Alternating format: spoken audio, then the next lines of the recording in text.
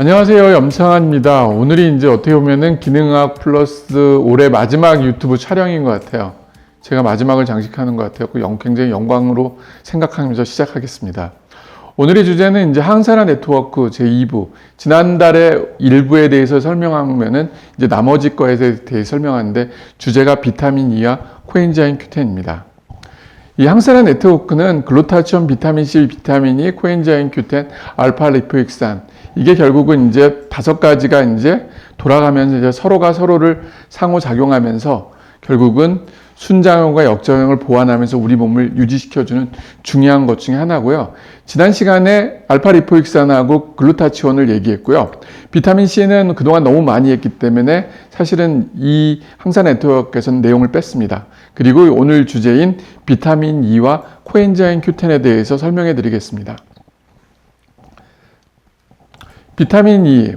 사실은 비타민 E가 옛날엔 굉장히 각광받았던 그 영양소 중에 하나인데 최근에는 비타민 E가 굉장히 조금 인정을 못 받고 먹지 않는 영양소로서 이제 얘기가 됐는데 그 이유는 바로 코펜하겐 쇼크라고 해갖고 2005년도인가 2007년도에 이제 코펜하겐 팀들이 이제 논문을 발표했는데 종합 비타민을 먹었더니 오히려 사망률이 늘고 암 발생률이 증가했다. 이런 얘기를 했습니다. 근데 그 원인이 뭔가 했더니 비타민 A하고 E, 이 두 가지였습니다. 근데 사실 말 그대로 비타민 E는 안 좋은 결과가 나오긴 했지만 실제 필요한 사람한테는 굉장히 좋은 영양제 중에 하나이기 때문에 오늘 그거에 대해서 먼저 말씀드리겠습니다. 역사적으로는 1922년 미국의 유전학자인 하버트 맥클레인 에반스하고 캐서린 스콧 비숍에 의해서 처음 발견이 됐습니다. 그리고 2024년도에 비타민 E, 일명 토코페롤이라고 이제 이름을 명명했고요. 1935년 캘리포니아 이제 버클리 대학의 클래디스 앤더슨 에머슨에 의해서 최초로 순수한 형태로 이제 분리가 됐고, 38년도에 독일의 화학자인 에르하르트 페른홀츠에 의해서 비타민 E의 구조식이 이제 분석이 됐고요. 그리고 바로 연이어서 그의 스위스 화학자인 파울 카라가 의해서 비타민 E가 최초로 합성하는 데 성공했다고 합니다. 그러니까 역사적으로 굉장히 오래된 영양소 중에 하나고요. 에반스는 이제 재밌는 쥐 실험에서 쥐에게 모유만 먹였더니 생식 능력이 쇠퇴했어요. 그래서 우유 플러스 맥배아유를 같이 줬더니 번식력이 회복되는 걸 발견하고 이 안에 뭔가 중요한 성분이 있다는 것을 발견했고 그 이름을 이제 토코페롤이라고 이제 처음 명명했습니다. 이 토코페롤은 토코가 이제 아이를 배는 거고요. 페롤이라는 뜻이 이제 힘을 가진 거를 의미해서 한 합성어입니다. 그 외에 이제 비덴바워라는 분이 계시는데 이분이 1938년도에 최초로 비타민 E를 성장 장애를 갖고 있는 조사나에게 이제 사용해서 효과를 봤습니다. 그래서 최초로 비타민 E를 어떻게 보면 치료제로 사용했다고 말할 수 있는 사건이었습니다.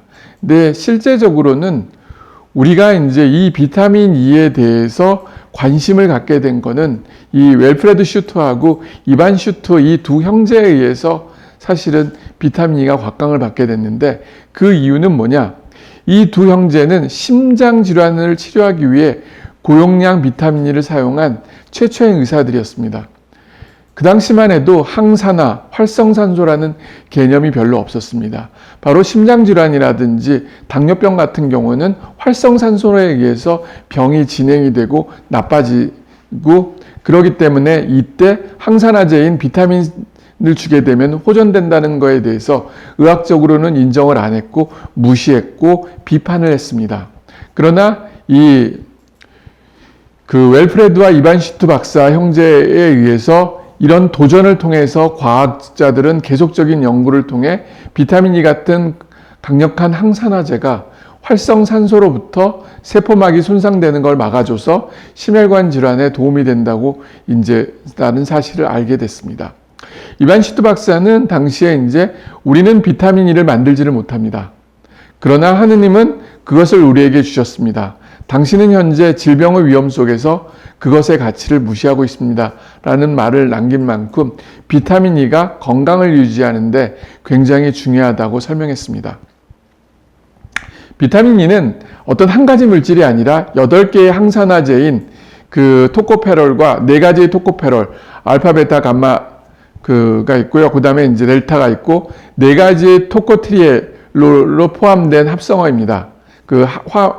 합성된 물질입니다. 그래서 근데 이 중에서 알파 토코페롤만 주로 얘기하는데 그 이유는 인체에서 활성력을 유지하는 유일한 비타민 E이며 8가지 비타민 E 성분 중에서 우리 체내에 가장 많이 존재하기 때문에 실제 비타민 E의 함량은 알파 토코페롤 가지고 그거를 용량을 비교를 합니다.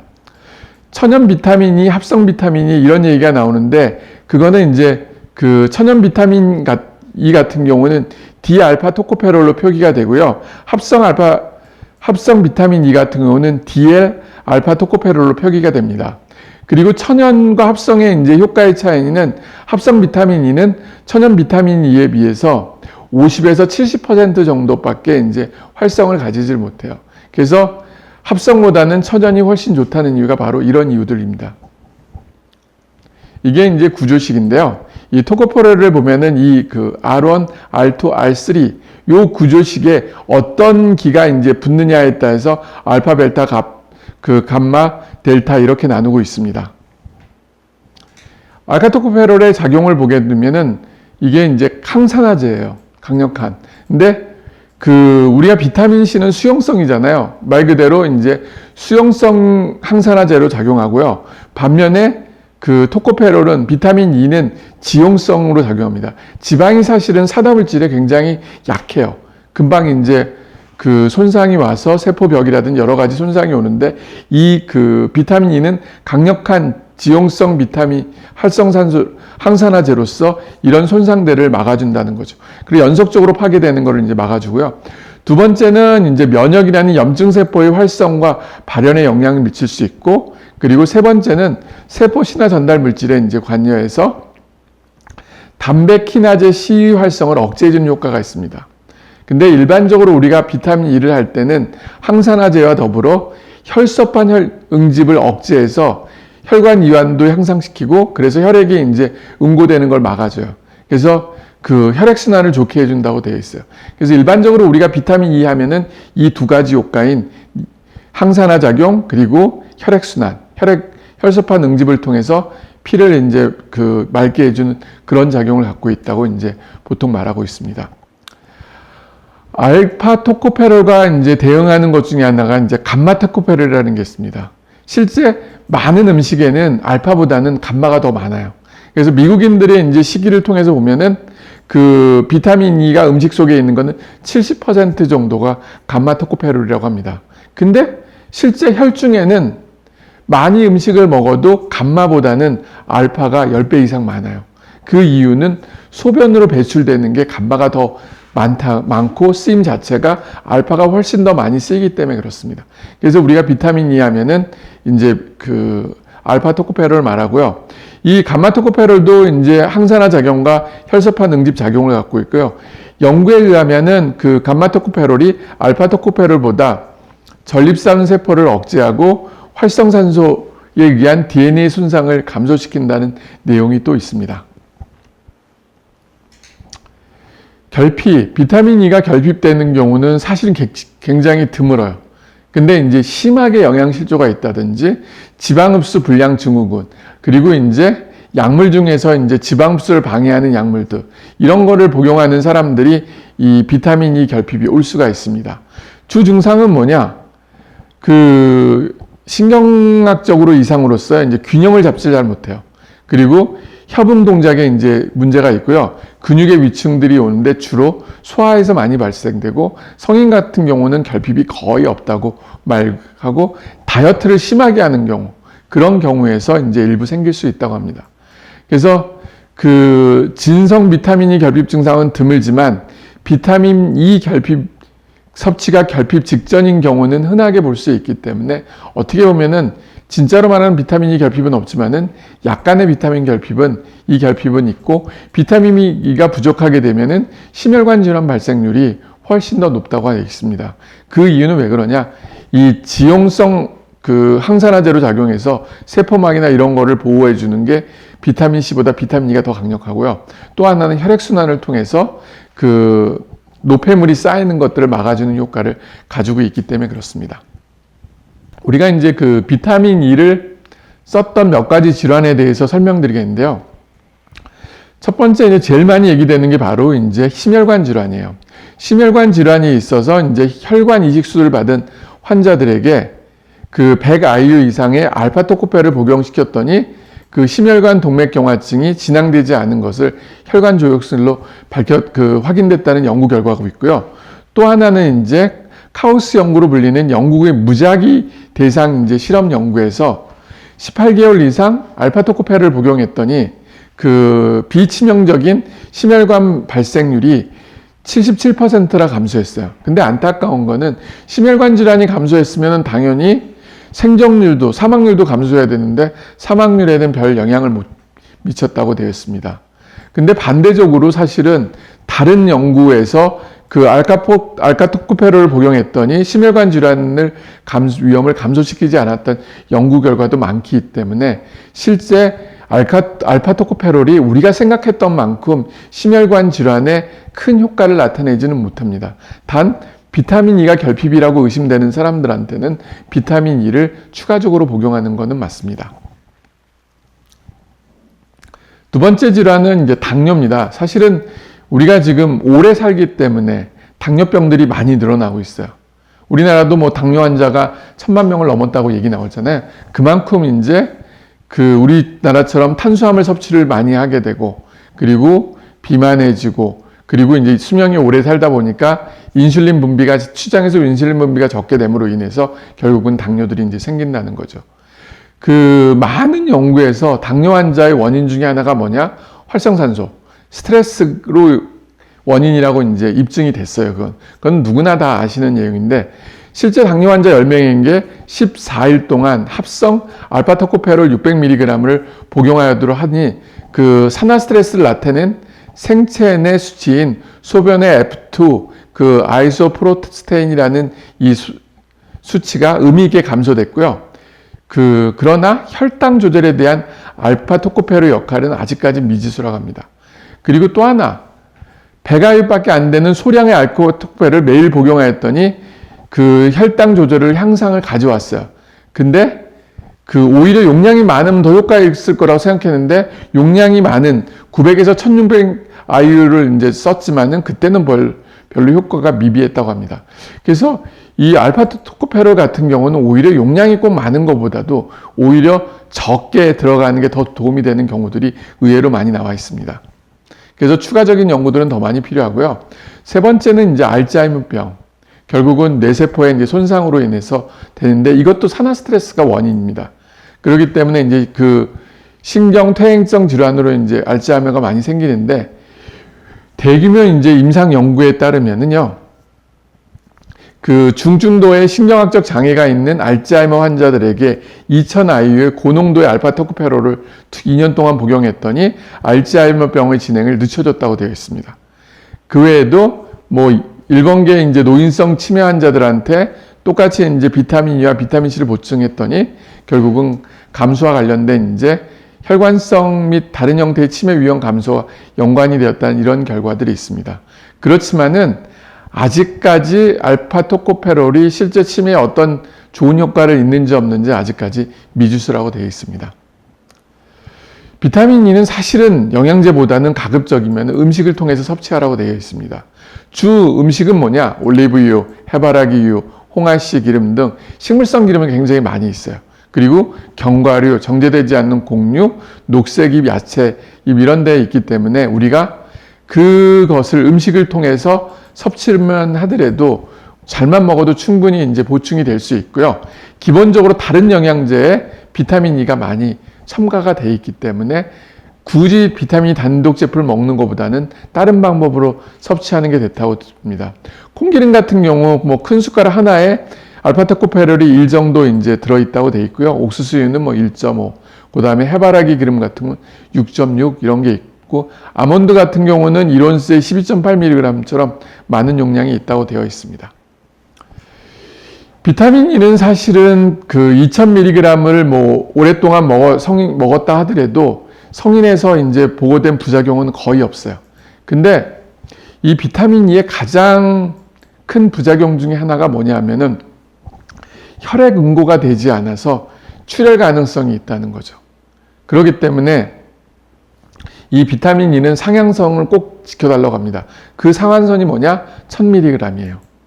그래서 긴급을 요하지 않은 수술일 경우 한 달 전부터 혹시 내가 비타민 E를 비타민 E 알카토케를 보충제를 먹고 있는 경우는 끊어주는 게 좋습니다. 그리고 하루 권장용과 이제 최대 관용량을 이제 보게 되면은 사실은 비타민 E의 하루 권장량은 그렇게 용량이 많지가 않아요. 그러니까 굳이 영양제를 먹을 필요도 없고요. 그리고 최대 관용량은 이 정도 있으니까 만약 혹시라도 비타민 E 결핍인 사람, 그때는 먹어야 돼요. 그런 경우들은 뭐 여기 용량에 맞게 해서 정해진 한도 내에서 먹는 게 좋습니다. 약물의 상호작용을 보게 되면은 비타민 E를 섭취를 피하는 경우가 어떤 경우냐? 비타민 E는 혈액순환을 좋게 해준다고 하잖아요. 혈소판 응집을 통해서. 그러니까 말 그대로 혈액을 묽게 하는 우리가 이제 항혈전제 같은 경우, 와파린이라든지 이런 약들을 복용하는 사람들은 비타민 K 결핍증이라든지 항응고제 및 항혈소판제를 복용하고 있는 경우는 피하는 게 좋고요. 그리고 비타민 E 흡수를 저해하는 약물을 복용하는 사람들은 비타민 E가 들어있는 음식을 많이 먹는다든지 이때는 또 영양제를 보충해 줘야 합니다. 거기에 이제 대표적인 게 콜레스테람이라든지 콜레스티폴, 그 다음에 이제 미네랄 오일, 올리스테이트 뭐 이런 것들이 이제 있고요. 그리고 기타 약 중에서 이제 페노바비탈, 페니토인, 카바마제핀 같은 항경련제 약들은 오히려 비타민 C 혈중 농도를 떨어뜨려 준다고 되어 있어요. 그러니까 이런 경우도 비타민 E 결핍이 올 수가 있기 때문에 필요한 경우 음식들을 많이 먹거나 아니면 결핍이 의심되면은 영양제를 섭취하는 게 좋습니다. 이제 제일 문제가 됐던 게 사실은 한참 비타민 E를 항산화제니까 꼭 비타민 C와 더불어 먹으라고 했었어요. 근데 어느 순간부터 먹지 말라고 했던 게 뭐냐? 바로 이 메타 분석이 나오면서 그래요. 19개의 이제 이중맹검 실험의 메타 분석을 해봤더니 특히 비타민 E 400아유 이상을 장기간 복용한 경우 대조군에 비해서 사망률을 4% 이상 상승시킨다고 되어 있고요. 400아유 이하에서 복용하더라도 사망률을 감소시키지는 못해요. 그렇기 때문에 실제 내가 비타민 E 결핍이 있는 경우는 400아유 이하로 복용하는 것을 추천하고요. 일반적으로는 굳이 비타민 E를 영양제로 먹는 것은 추천하진 않습니다. 그리고 비타민 E는 지용성이기 때문에 한번 먹으면 우리 몸에 오랫동안 남아 있습니다. 그래서 사실은 비타민 E가 좋은 영양소고 우리가 A, B, C, D, E 이렇게 그리고 강력한 항산화제임에도 불구하고 우리가 적극적으로 영양제를 추천하지 않는 이유가 바로 이런 이유들 때문에 그렇습니다. 그 다음에 이제 코엔자임 Q10. 코엔자임 Q10은 참 할 말이 많아요. 오히려 비타민 E보다도 코엔자임 Q10은 꼭 먹어야 되는 영양제라고 말할 만큼 중요한 영양제입니다. 역사적으로 보면은 1957년도에 프레드리 클랜 교수가 이제 이분이 위스콘신 대학의 이제 연구 교수로서 있을 때 하루는 소의 심장을 연구했어요. 그러다가 이제 이분이 깜빡하고 그거를 냉장고에다가 넣어놓고 몇 주를 보낸 거예요. 그리고 갑자기 냉장고에 들어갔던 소의 심장이 생각이 나서 냉장고 문을 열었더니 소의 심장이 노란 물질이 거기서 피는 거예요. 그랬더니 이분이 뭔가 대단한 물질이 여기 있다는 걸 알고 연구를 했고 그걸 가지고 1958년도에 MSD 연구소 소장인 칼 포크스 박사한테 이제 의뢰를 합니다. 그래서 이 칼 포크스 박사가 처음으로 이제 화학 구조를 코엔자임 Q10의 화학 구조라는 구조를 밝혀내고 이분은 이제 MSD 소장직을 그만두고 그 코엔자임 Q10 연구소를 만들면서 평생 코엔자임 Q10에 대해서 연구를 했습니다. 이분이 바로 이제 칼 포커스 박사인데요. 생체 내에 존재하고 특히 미토콘드리아, 리보솜, 골기체, 그 마이크로좀, 세포막 등 중요한 요소의 코엔자임 Q10이 굉장히 많이 존재하고 있고요. 이 코엔자임 Q10은 우리 몸에 에너지를 만들 때 꼭 필요한 구성 성분 중에 하나입니다. 앞에 비타민 E의 작용을 크게 두 가지로 얘기했잖아요. 항산화 작용, 그리고 혈액순환 작용, 혈관, 혈소판 능지를 막아주는 그 두 작용이라고 하면은 이 그 코엔자임 Q10 작용은 항산화 작용은 기본적으로 들어가고요. 두 번째는 뭐냐? 바로 에너지 생성 작용입니다. 미토콘드리아 내에서 에너지를 그 원활하게 만들어주는 게 바로 코엔자임 Q10이라는 거죠. 실제 우리가 말할 때 단백질, 탄수화물, 지방이 우리 몸에 들어오면 아세틸코에일을 통해서 미토콘드리아 내로 들어갑니다. TCI 사이클을 통해서 에너지를 만드는데 이때 ATP 하나를 만들 거를 36 ATP로 만들어주는 게 뭐냐? 바로 코엔자임 Q10이에요. 만약 미토콘드리아 내에서 코엔자임 Q10이 부족하면 우리는 기운이 없고 에너지가 떨어질 수밖에 없다는 거죠. 그래서 그만큼 코엔자임 Q10이 우리 몸에서 에너지 생성에 그 어떤 영양소보다 중요합니다. 이게 신체 내에 존재하는 그 코엔자임 Q10의 이제 양인데요. 어디가 제일 많냐? 바로 심장이에요. 그리고 두 번째 신장, 콩팥, 간장, 근육. 이런데 이제 그 췌장, 이런데 그 코엔자임 Q10이 많이 존재하고요. 의외로 뇌나 이런 데는 상대적으로 더 적어요. 근데 심장에 왜 코엔자임 Q10이 많냐? 바로 심장이 뛰려면은 코엔자임 Q10이 꼭 있어야지 심장이 뛰어요. 심장이 뛰면 뭐냐? 피를 전체 장기로 보내주잖아요. 그렇기 때문에 우리가 각각의 영양소를 배급받아서 잘 살아갈 수가 있다는 거죠. 만약 심장에 이 코엔자임 Q10이 부족하다면 우리는 조금만 에너지를 적게 만들기 때문에 쉽게 숨이 차고 쉽게 활동이 이제 중지된다고 되어 있습니다. 그래서 일명 이제 코엔자임 Q10을 노아의 비타민이라고도 얘기하는데 그 이유는 바로 20살 때까지는 괜찮아요. 근데 40이 되면서 이 코엔자임 Q10 농도가 갑자기 떨어집니다. 어디냐? 바로 심장이에요.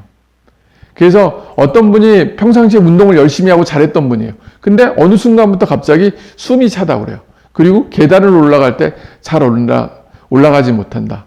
그때가 언제냐 보니까 40대였어요. 바로 이 코엔자임 Q10이 심장에서 부족하면서 그래요.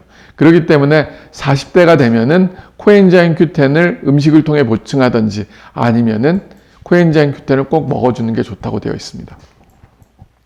그리고 이제 콩팥 뭐 이런 데도 중요하다고 되어 있고요.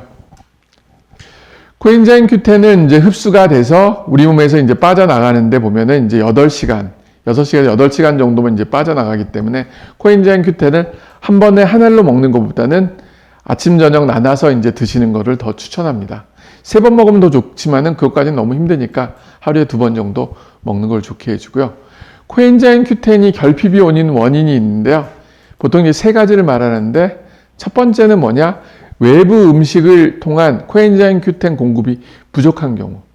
그러니까 만약 음식을 내가 충분히 섭취하지 못하면은 결국은 부족하게 되고 특히 암 환자 같은 경우는 이제 악액질이라고 해갖고 결국은 에너지, 근육이 빠져서 이제 생기는 병이 올 수 있고요.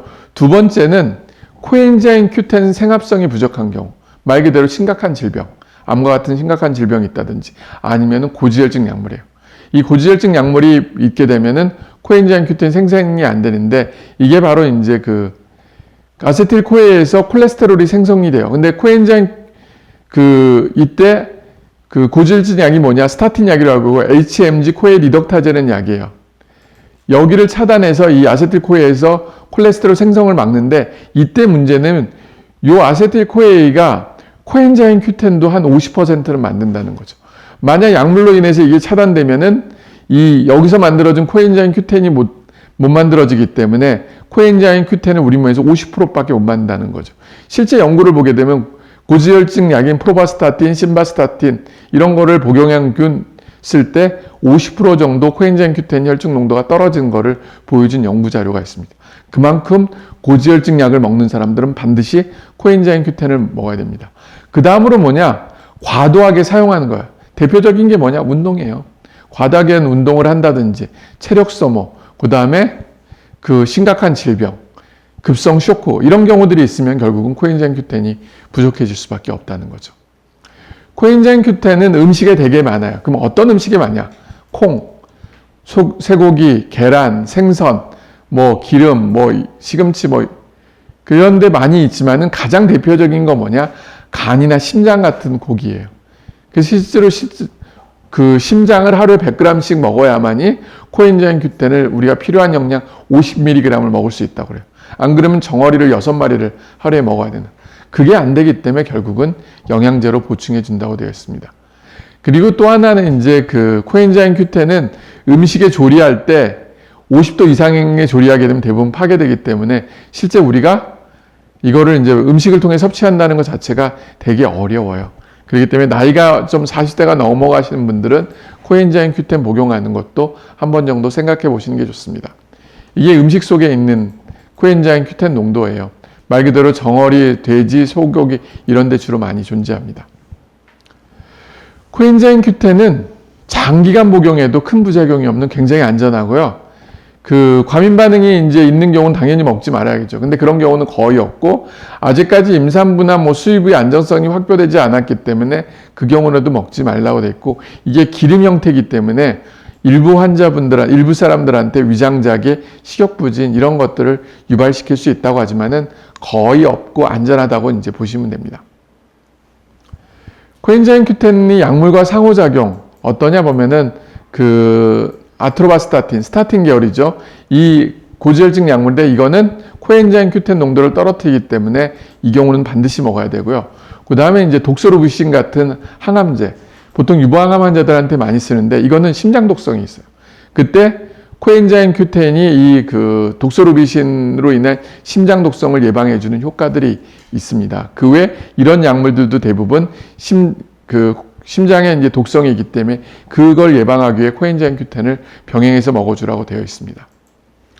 우리가 이제 코엔자임 Q10을 임상적으로 어떤 질환들에 쓰느냐, 굉장히 많은 질환들에 이제 실질적으로 많이 쓰고 있어요. 비타민 E는 어떻게 보면은 거의 쓰지 않고 코엔자임 Q10 만들 때 약간 들어가든지 오메가3 만들 때 약간 들어가든지 이런 식으로 사용하는 반면 코엔자임 Q10은 단독 영양제로서 많이 쓰고 있습니다. 첫 번째 심혈관 질환, 두 번째 노화, 암, 퇴행성 질환이라든지 근육질환, 그 외 항암제 독성 예방이나 이런 질병들을 했을 때 코엔자임 Q10을 복용하고 있습니다. 몇 가지 질환들에 대해서 설명드리겠습니다. 제일 많은 게 이제 심부전이죠. 나이가 들게 되면은 심장 기능이 이제 점점 약화돼요. 그러니까 이 641명의 이제 심부전 환자 3, 4기 환자를 대상으로 한 구는 기존 치료만 하고 또 한 구는 기존 치료에다가 코엔자임 Q10을 kg당 2mg 용량으로 이제 줬어요. 그러니까 만약 50kg인 사람은 같은 경우는 100mg을 줬어요.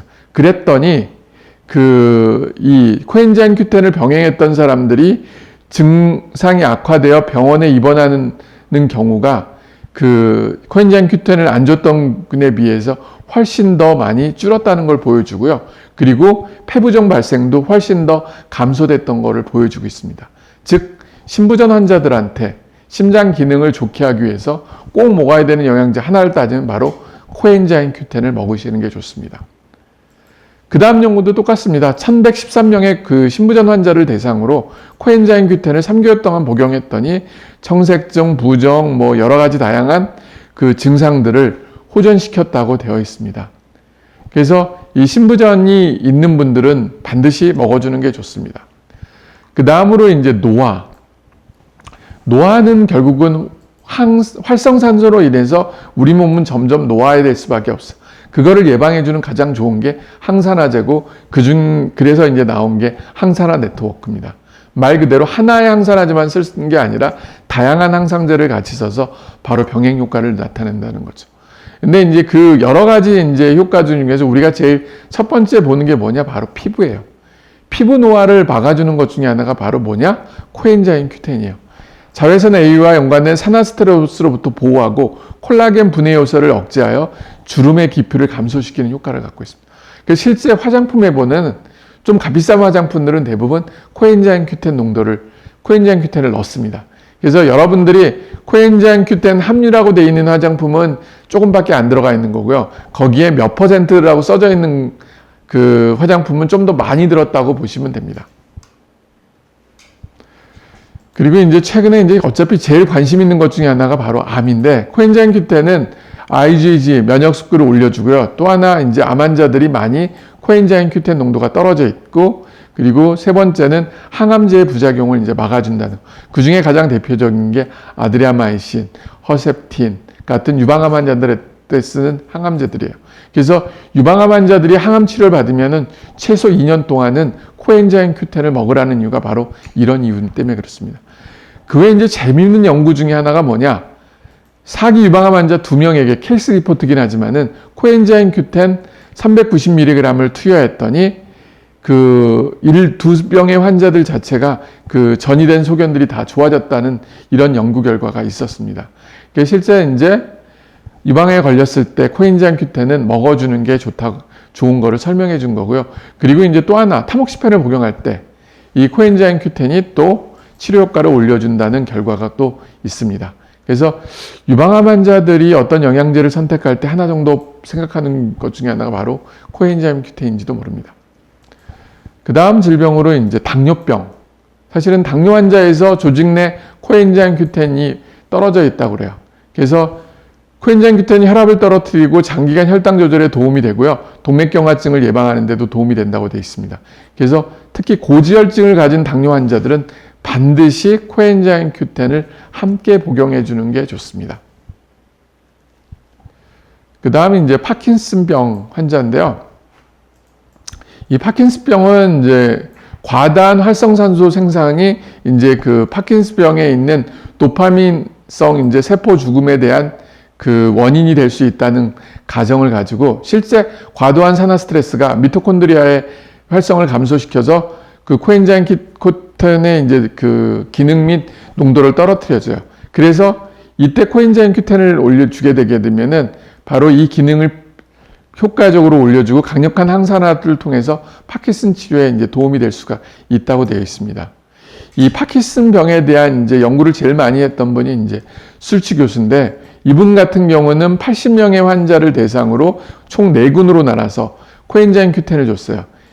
그 0mg, 0mg, 그 다음에 300mg, 600mg, 1200mg 이렇게 줘서 16개월 동안에서 추적 관찰을 했더니, 이게 이제 그 파킨슨 스코어라고 이제 보통 말하는데, 코엔자임 Q10을 1200mg 굉장히 고용도를 줬던 군이 그 안 줬던 군에 비해서 이렇게 점수가 대부분 낮았던 것을 보여주고 있습니다. 그래서 실제적으로 의미인 파킨슨병 진행을 막는 데 도움이 됐던 건 뭔가 했더니 바로 코엔자임 Q10 1200mg을 투여했을 때 결국은 이제 이런 질병들을 예방해 주는데 도움이 됐다고 말했습니다. 근데 사실은 1200mg이 굉장히 고용량이거든요. 그래서 아직까지 좀 더 추가적인 연구가 더 필요하지 않을까 저는 생각하고 있습니다. 근데 이제 이 슐츠 교수님은 뭐 특별한 부장 없이 괜찮게 쓸 수 있다고 이제 그렇게 설명은 했습니다. 그 다음 병으로 이제 치주 질환인데요. 보통 성인의 60%, 노인 같은 경우는 90%가 치주 질환이 생깁니다. 그 사람들은 이제 치주 조직을 검사를 했더니 코엔자임 Q10 농도가 떨어져 있어요. 그래서 이분들한테 코엔자임 Q10을 줬더니 이 치주 질환이 좋아진 거를 이제 보여준 자료인 논문입니다. 그래서 치과 선생님들 같은 경우들은 이제 코엔자임 Q10 복용을 적극적으로 장려한다고 되어 있습니다. 그 다음으로 이제 코엔자임 Q10이 이제 신체적 이제 수행 능력인데요. 왜 그러냐면 말 그대로 운동을 할 때는 에너지가 필요해요. 근육이라든 심장에서 계속 펌프질을 해줘야 되잖아요. 그럼 이 펌프질, 이 운동을 위해서 필요한 게 뭐냐? 바로 코엔자임 Q10이라는 거죠. 그래서 6명의 건강한 사람들한테 코엔자임 Q10을 줬더니 평상시보다도 훨씬 더 운동 능력이 좋아졌던 것을 발견했던 자료입니다. 그 다음으로 이제 근육 퇴행 위치, 심장만큼 중요한 장기가 바로 이제 근육인데, 그 근육을 지탱하고 에너지를 이용해서 힘을 주는 영양소가 뭐냐? 바로 코엔자임 Q10이에요. 근육 퇴행 위층을 가진 12명의 환자에게 이중 맹검으로 한 군은 코엔자임 Q10을 주고 한 군은 주지 않았어요. 그랬더니 코엔자임 Q10을 줬던 분들의 이제 그 심근 기능이라든지 수행 능력이 훨씬 더 좋아졌던 것을 보여줬습니다. 그래서 코엔자임 Q10이 근육세포에서 에너지 생산을 증강시키고 기능을 호전시켜 주는데 도움이 되는 것을 말해준 자료입니다. 그 다음은 이제 항암제 독성 예방인데요. 앞서 몇 번 얘기한 것처럼 아드리아마이신, 도소르비신이라고 하는데 이 항암제를 쓰는 사람들한테는 신부전들이 많이 옵니다. 이때 코엔자임 Q10을 줌으로 인해서 이 신부전이 생기는 것을 막아주는 연구 자료입니다. 그리고 불임, 특히 남성 불임 같은 경우 이 코엔자임 Q10이 정자세포에 기능하고 그 다음에 에너지로 작용해서 사실은 그리고 또 보호해주는 작용 때문에 도움이 된다고 되어 있습니다. 코엔자임 Q10은 사실은 이제 치료 용량들이 대부분 나와 있어요. 일반적으로 뭐 35세 이상 성인에 이렇게 50ml 이상인데 일반적으로 한 40세 이상 50mg 정도 먹으면 좋고요. 고지혈증 약을 복용하는 사람도 역시 50mg을 복용하는 게 좋고 신부정, 심장이 안 좋은 사람들은 100mg 이상. 그래서 100ml를 한꺼번에 먹는 것보다는 50ml를 두 번에 먹는다든지 아니면 100ml를 두 번으로 먹어서 하루 두 번 먹는 게 더 좋다고 되어 있습니다. 그리고 암이 있는 경우는 100에서 이제 400mg 먹을 수 있고요. 뇌질환 같은 경우는 100에서 1200mg까지 복용할 수 있다고 되어 있습니다. 네.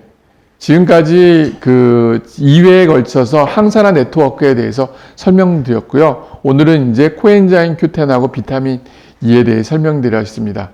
사실 이제 코엔자임 Q10을 보게 되면 대부분 이제 비타민 E가 포함되어 있어요. 근데 요새는 살다 보니까 오래 살면 결국 우리는 영양제를 안 먹을 수는 없어요.